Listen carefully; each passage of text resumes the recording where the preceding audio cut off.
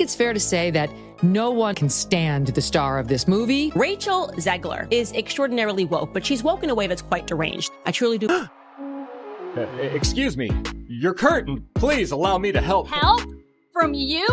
I didn't mean to offend. I just thought you should know that That I should know what? That some privileged white guy thinks his opinion matters? Get over your entitlement. I'm not some damsel in distress waiting for you to ride in on your... Just goes to show you exactly why she is so universally rejected right now. They're remaking the movie. They just got rid of the dwarves. Okay, but what do they call them? Why would they get rid of the dwarves, though? Magical creatures. But they have one token dwarf amongst these magical creatures. You actually just went backwards. You actually just erased the dwarfism side of it. The disability, like we're a disability group. You just erased that whole image. The argument should have been from Peter Dinklage. There's power of being on TV. There's power of television. And to put 7 people with dwarfism on camera in a major Disney movie, there's still power there. If the story is offensive, change the story. Don't change the characters. And if you disagree with this sentiment, just hit the unfollow button. I don't need someone who is as entitled as, I don't need your business. You know what? Maybe Disney does. Maybe you're a tool, you're a pawn in this film. You didn't write it. You didn't direct it. You have nothing to do with the creation of Snow White. Right. You should shut up. No ordinary apple, my dear. It's a magic wishing apple. A wishing apple? You offer it to me freely. In place of the patriarchy, you would have a queen! Not white, but diverse, inclusive, and equitable! I will become the leader I know I can be! All shall love me and despair!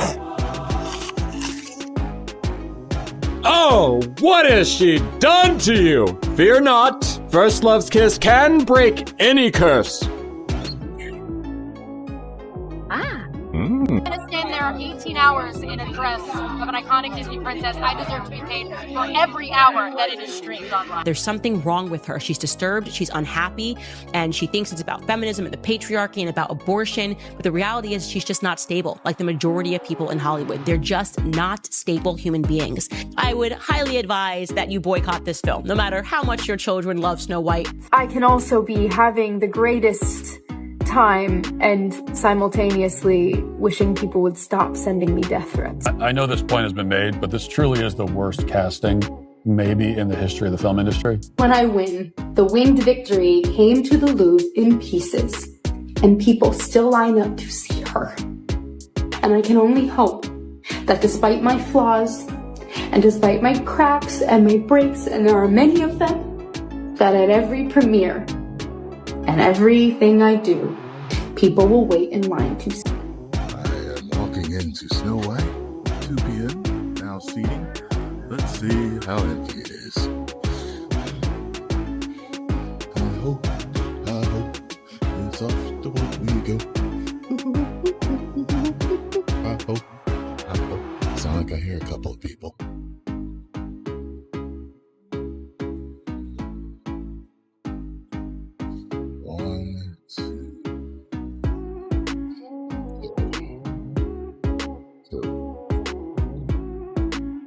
It sounds like we're one of the only ones there, just like Rachel Zegler, as it turns out, and we part with this video of Rachel Zegler alone in a theater watching herself. One of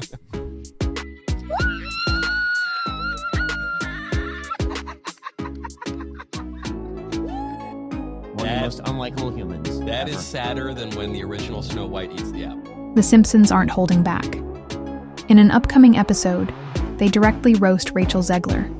No subtle nods, no sugarcoating. It's brutal, timely, and already causing chaos online. At the center of it all is a fake movie titled SnowWoke, a parody that mirrors the backlash surrounding the real-life Snow White remake. The jab isn't just in the plot, it's in the timing. As Rachel tries to dig herself out of months of bad headlines and a stalled career, The Simpsons turn her into a punchline. And insiders say she's not laughing. The episode portrays her as tone-deaf, arrogant, and completely disconnected from reality. We're like, oh wow, Snow White flopped. Who is surprised? You cast arguably the least genuine, most out of touch and disliked person in her industry, and her industry is Hollywood. And the bad guy is Gal Gadot. What makes this sting worse? The parody reflects exactly what critics have been saying for months. For Rachel, already drowning in public backlash, being ridiculed by one of TV's most iconic shows might be the most humiliating blow yet. When the Simpsons come for you, it usually means you've become more than controversial. You've become cultural satire. One thing about Snow White in particular has a lot to do with Rachel Zegler's firing situation. We already talked about how she was let go from various projects by the Walt Disney Company, including doing voiceover work for Toy Story 5. To understand how we got here, rewind. Rachel Zegler once looked like the next Cinderella story, praised for West Side Story, cast as the lead in Disney's live-action Snow White. It was supposed to be her breakthrough. But from the moment the project was announced, things spiraled, not because of the movie itself, but because of what she said. Her interviews became headlines, and not the good kind. Just mean that it's no longer 1937. She's gonna be safe with the prince, and she's not gonna be dreaming about true love. She's dreaming about becoming the leader she knows she can be. For instead of celebrating the legacy of the original Snow White, Rachel took aim at it. In one now viral clip, she called the prince a stalker and dismissed the classic as weird and outdated. Fans didn't see this as modern commentary. They saw it as disrespect. To them, she wasn't just reinterpreting a story. She was mocking the very film she was hired to honor. Rachel Zegler just keeps making things worse with the Walt Disney Company. The more that she tries to defend this movie, the more that she tries to spew her agenda onto the general public, it's only making matters worse. Not just for Bob Iger, but for whatever is left of the image of Disney as a whole. And it didn't stop there. More interviews surfaced, each one fueling the fire. What some defended as progressive and feminist, others labeled arrogant and out of touch. The term girl boss Snow White started trending, but not in a flattering way. Soon, every public appearance, every red carpet, became an opportunity for fans and critics alike to pile on. The fairy tale had officially become a PR nightmare. I want to tell you guys about a little incredible movie that just came out, Snow White. Wow. I just got to tell you, best movie I've seen in years, and there have been some really, really good films lately. Madam Web, Rebel Moon Part 1, that movie, that transgender one with the Mexican drug lord. But Snow White blows them all away. Chat, this movie has everything. Horrifying, CGI, little people, check. A feminist princess who don't need no man, double check. Diddy dance party at the end, double Diddy check. All this to say, go see Snow White right now. The new one. Not that old stupid one where the princess gets saved by some good, upstanding guy.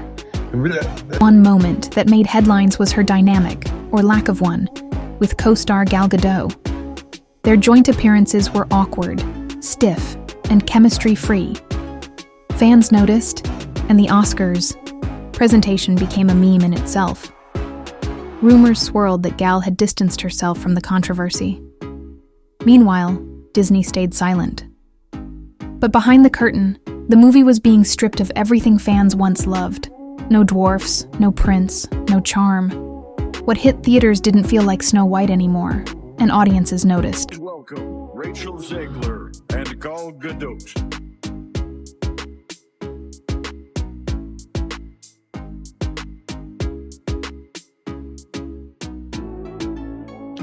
Visual effects push the boundaries of what we see on screen. Their work makes the impossible seem possible. With breathtaking ambition, they create magic that wraps its arms around our wildest imaginations. Here are the nominees for Best Visual Effects.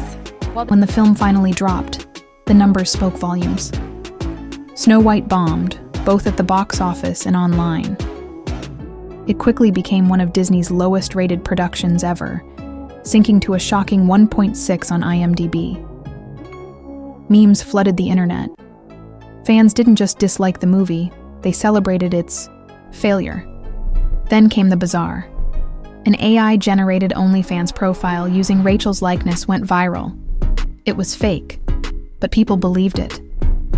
That's how badly her public image had deteriorated. Snow White gets her name, not from the fairness of her skin, as we obviously know Rachel Zegler would be a miscast in that sense. Instead, she gets her name from surviving the snowstorm. That audiences walk away from this film with an understanding of the true meaning of fairness, of what it means to be fair in this world.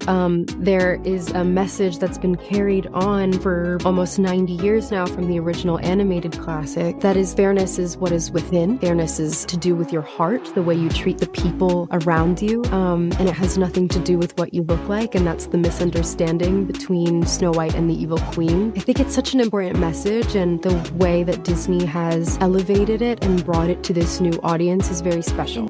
And now, the ultimate satire, The Simpsons SnowWoke. A parody version of Rachel, named Rachel Z, gives condescending speeches, bans princes, and watches her film flop in Springfield. The episode ends with her having a breakdown on Krusty the Clown's talk show, a full-on caricature of a celebrity implosion. When The Simpsons parody you, your fall from grace is official. Rachel's career hasn't just stalled, it's been culturally bookmarked. Hollywood loves a redemption arc, but with studios backing away and her projects going silent, the path forward for Rachel Zegler is steeper than ever. Her next move? It needs to be perfect. Because right now, she's not just an actress, she's a cautionary tale.